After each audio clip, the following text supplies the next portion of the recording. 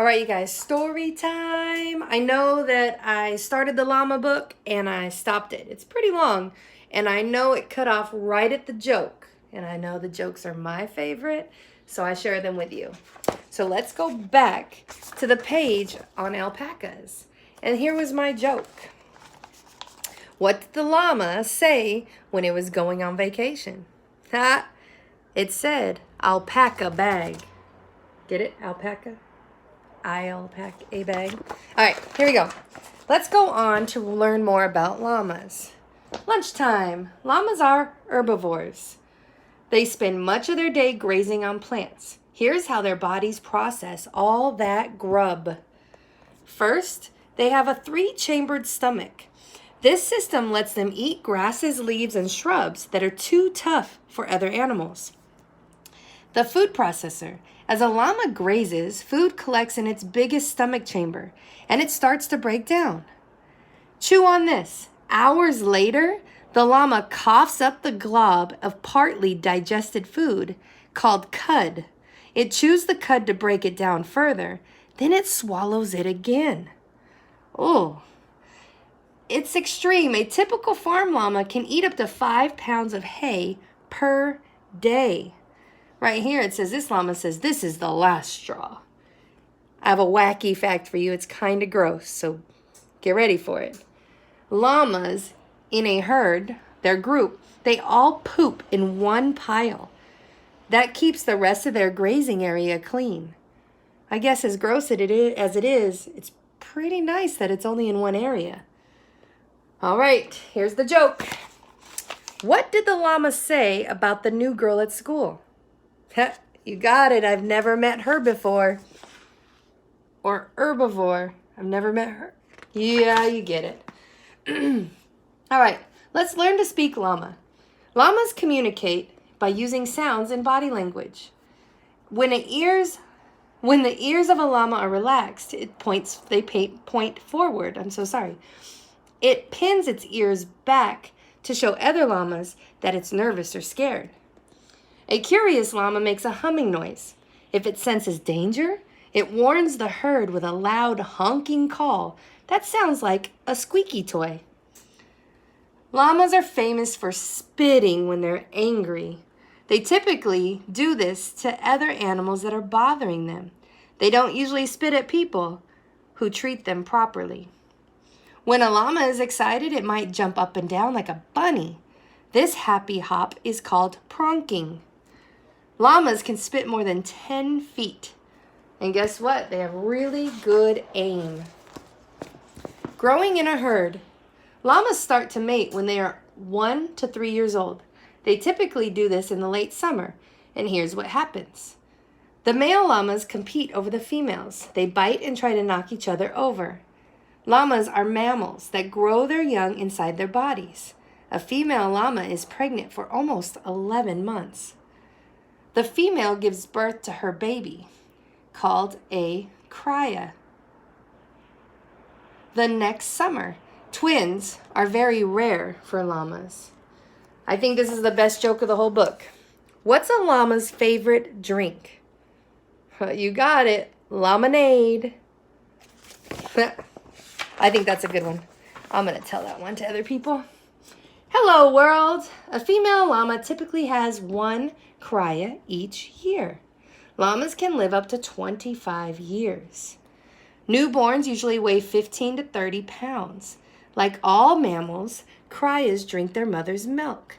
They start nursing right after they are born.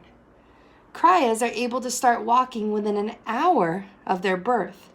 The young llamas spend a lot of time running and playing with other youngsters. Most crias stop nursing by 10 months old. Many stop months sooner. Even as the cria begins to eat grass, it stays close to its mom. She teaches it how to find food. This llama saying, "My mama's a llama." Llamas can run up to 35 miles per hour. The world record for humans is 28 miles per hour. Got another joke for you. What do you say to a spoiled baby llama? Don't be a cry-a-baby. All right, let's move on. All right, llamas at work.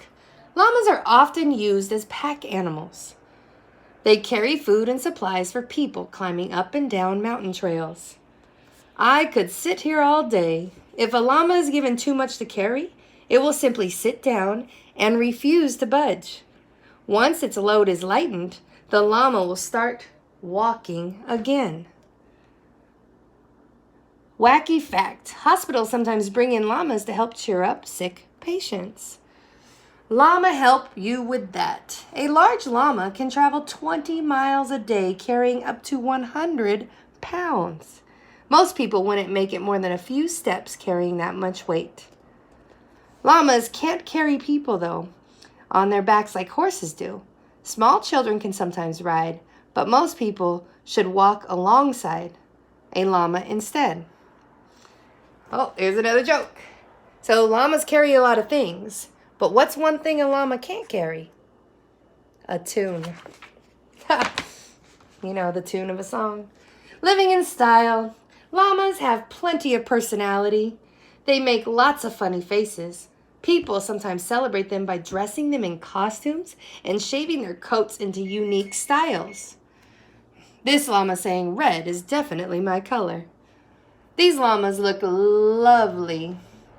I'm no llama. I'm a no drama llama. This one says, surely you can't be serious. Oh, they look funny. Ancient llamas. Meet camelops, the llama's ancient relative. This is how experts think it looked. What's your name? Camelots means camel face. This animal is related to both camels and llamas. Camelops was about 7 feet tall at the shoulder.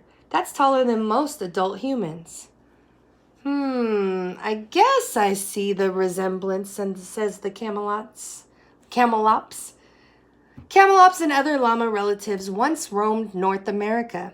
Scientists have found fossils in states from Utah to Florida. Camelops lived between 3.6 million and 11,700 years ago. These animals likely died out because humans hunted them and the climate changed. Llama take a selfie and see. Wacky fact. Scientists think camelops had a hump, but they are not sure. Llamas and people. We have a long history together. In 4000 BC, llamas were domesticated by the ancient Inca people. They raised the animals for their meat, wool, and hides. Llamas were also important to the Incas' religion. In the 1500s, Spanish settlers arrived in South America. They used llamas to carry crops and other goods over the mountains. Llamas were sometimes called the ships of the Andes. In the 1800s, the first llamas were brought to the United States by zookeepers. A wealthy businessman in California also bought a large herd as pets. Llamas grew in popularity over time. And today, llamas are bred on farms around the world. They're mostly raised as pets and pack animals, or sometimes for wool. Hikers and hunters can rent llamas to help carry their gear. About 40,000 llamas live on farms in the United States. Wacky fact. Some farmers use llamas instead of sheepdogs to guard their herds of sheep. Quickly, let's look at the llama cousins. These are some of the llama's closest relatives. Most of them are from South America. We have the alpacas. Our soft wool makes us popular farm animals. And you have other animals here. Let's see, vacunas. We have the camels and the guanacos. So here we go. It says we store fat in our humps. And let's see the vacunas. We're the smallest member of this family. And then clearly I'm the most stylish one in the family. The wildlife.